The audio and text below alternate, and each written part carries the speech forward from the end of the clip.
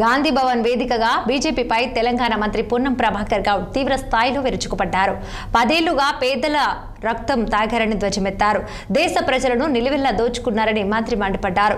తాజాగా జీఎస్టీతో పేదలకు లబ్ధి చేసినట్టు బీజేపీ నేతలు బిల్డప్ ఇస్తున్నారని, శవపేటికలు, పసిపిల్లల తినుబండారాలపై కూడా జీఎస్టీ వేయటం ఎంతవరకు సమంజసమని విమర్శించారు.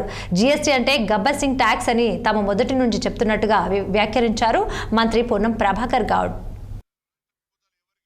తెలంగాణకి ఇలా ఈ జీఎస్టీ తగ్గించిన పేరు మీద 7,000 కోట్ల రూపాయల నష్టం వస్తూ ఉంది పన్ను రూపంలో. రైట్, మరి పేద ప్రజలకు ఏమైనా లాభం జరిగిందా? పేద ప్రజలకు ఎంతవరకు జరుగుతుంది? దాని గురించి ఆలోచన చేసేది లేదు. రాష్ట్ర ప్రభుత్వాలు ఎవరికైతే వాళ్ళే, ఈ దేశం ఒక రాష్ట్రాల కూడికకు సంబంధించి, ఒక రాష్ట్రాలకు సంబంధించినటువంటి 29 రాష్ట్రాలతో ఉన్నటువంటి దేశం ఇది. ఫెడరల్ సిస్టంలో ఉన్నాం మనం. రాష్ట్రాలకు సంబంధించినటువంటి పట్టింపు లేదు. ఆర్థికపరమైన అంశాల మీద ప్రభుత్వాలు సహకారం అందించేది లేదు. అందులో ఒక కాంగ్రెస్ పార్టీ పక్షంలో ఉన్నటువంటి అధికారంలో ఈ ప్రభుత్వానికి భారతీయ జనతా పార్టీలో లేం కాబట్టి పూర్తి వివక్షపూరితంగా బడ్జెట్ కావచ్చు, నిధుల కేటాయింపు కావచ్చు, అభివృద్ధికి సంబంధించి కావచ్చు, అన్ని రకాలుగా ఇవాళ తెలంగాణకు అన్యాయం చేస్తున్నటువంటి పార్టీ ఇది కేంద్ర ప్రభుత్వం. బాధ్యత లేనట్టుగా వ్యవహరిస్తూ ఉంది. తెలంగాణ మా భారతదేశంలో అంతర్భాగం కాదన్నట్టు వ్యవహరిస్తూ ఉన్నది.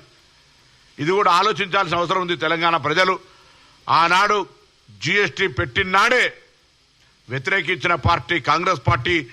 గబ్బర్ సింగ్ ట్యాక్స్ జీఎస్టీ అంటే పేద ప్రజలకు రక్తం పిలవడానికి గబ్బర్ సింగ్ ట్యాక్స్ పేరు మీద నరేంద్ర మోడీ పెట్టినటువంటి విధానం ఇది.